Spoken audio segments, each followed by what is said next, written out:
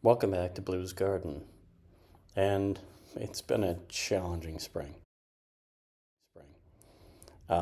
Just weeks of rain every other day, and entire weekends filled with rain.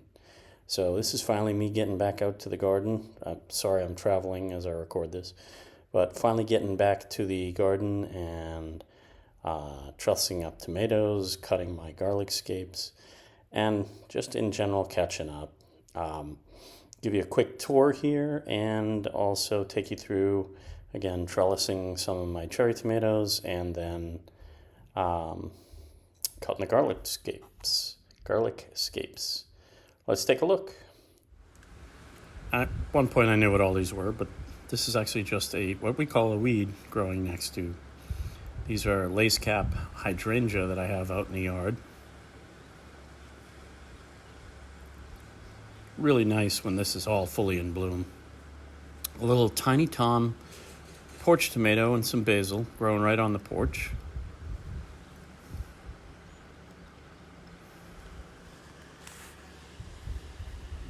Here is the garlic and onion.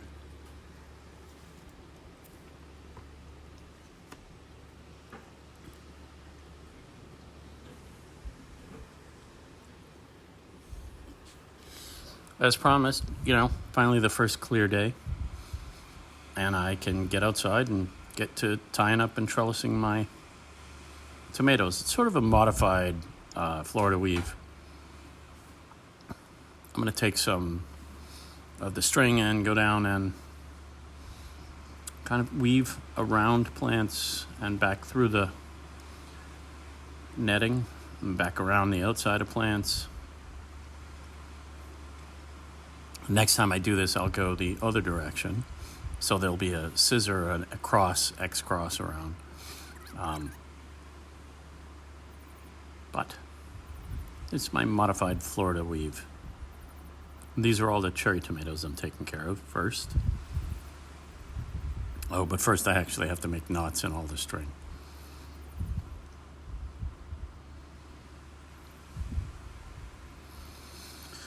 And then finally you get to the end, and these N3 behind me are Ukrainian plum tomatoes, so I will take care of them as well.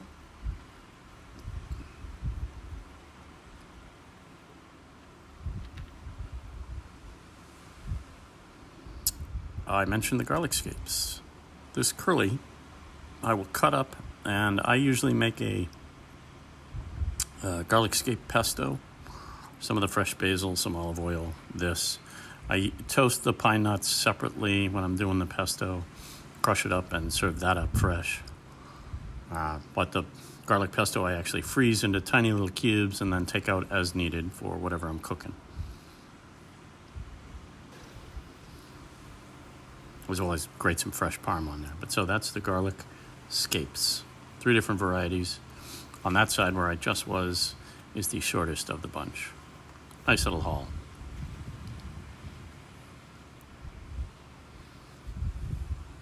On the left side, the onions have been chewed, all the green onion tops. The rabbits have cut them down to only 3 or 4 inches high, all the green onion tops. I guess during the rains, they just all chewed them all. I gotta get in there and weed, but it's like the first sunny weekend I've been in a long time. These are the potatoes. Large 25-gallon grow bags of potatoes that run diagonally through the bottom left to top right. Potatoes. Adirondack blue and red, Yukon gold, and dark red Norland are growing in there. My herb garden, strawberries in this. Some parsley and oregano. Different lettuces. These are the red leaf lettuce. Super red leaf, I believe is the variety called. This is some basil as well, because I go through a lot in cooking. And the raspberry bush from the woodpile all the way over. And that's actually, I'm finding runners from the raspberries are showing up in my tomatoes. I spent a good deal of time, actually, thinning out my carrots. I overseed them and I just throw the seeds in everywhere, and then from here on out, every couple weeks, I'll just keep pulling little bits out of carrot until I have it thin enough so that there are just carrots about every 2 inches or 3 inches. And that way they can size up correctly.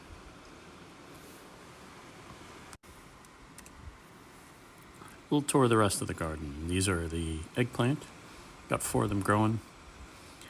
Doing real well. Just have to keep fertilizing with all that water. These are the beets. 2 different varieties of beets growing. They're coming up in little clusters of 3 or 4. And my row of peppers, including a sweet banana pepper coming in. There's the row of peppers sort of diagonally in the middle. There's the sweet banana. That's looking good. I'd say 6 different varieties of peppers. You can see blooms on them. They're getting ready.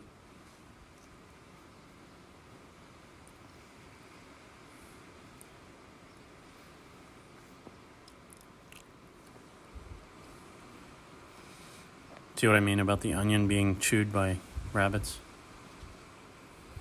Just chomped everywhere.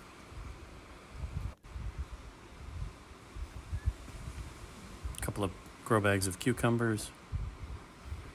These are the Ukrainian plum tomato.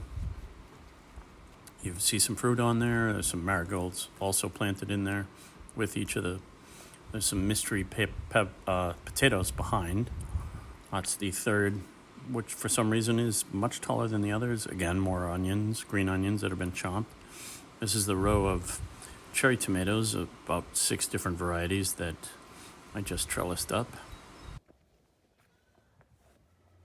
And back behind the herbs is a row of Roma tomato. Again, you can see I co-plant with some marigolds to help them out.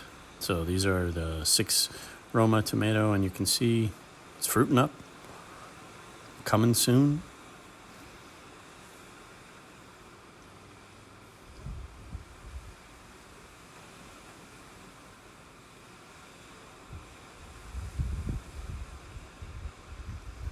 And I begin the squashes, zucchinis, and tied that one up. That one is destroyed, but a bunch more of the butternut squash. And then we come into the 4 golden zucchini.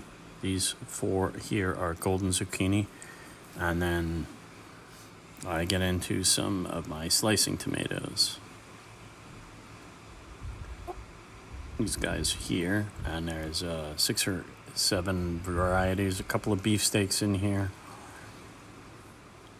Black Krim, a few other varieties of tomato.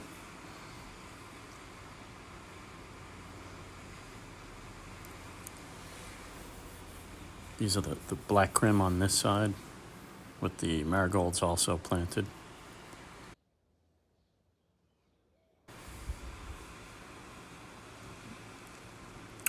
That's a still of the Roma. These are the carrots.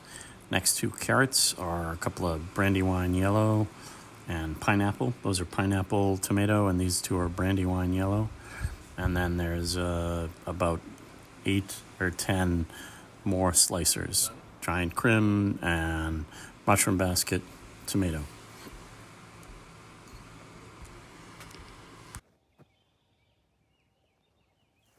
And a few close-ups of some of the tomatoes. That is a giant crimson. That is a mushroom basket. These are a couple of the cherry tomatoes. That's Aroma. And these are not to be planted yet. I haven't been planted yet, and yet they're fruiting out, which means they're starting to stress, trying to make seeds as fast as possible. And then walking around, some rose campion out front. That just seeds itself, so that's everywhere. And lavender up my front walk. And if you've seen my video on lavender lemon jelly. So, thanks for joining me. I'm going to spend a little beach time. Like I said, it's been raining so much, and it's really time to get out and take advantage of some sunshine out on the beach. thanks for watching. Please like, share, and subscribe. That helps me grow, which helps you grow. Thanks. Thanks. Please like, share, and subscribe.